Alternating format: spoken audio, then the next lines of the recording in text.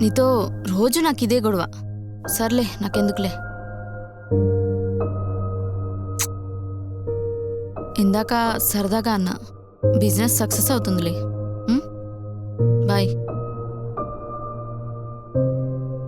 అనాల్సినవన్నీ అనేసి సరదా అంటే సరదా.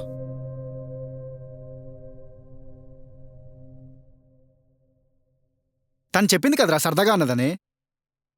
సరదా ఏంట్రా సరదా? నైగోమే కొట్టింది అది.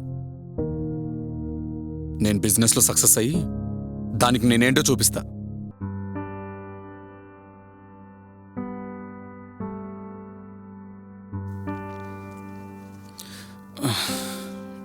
అమ్మయ్యా.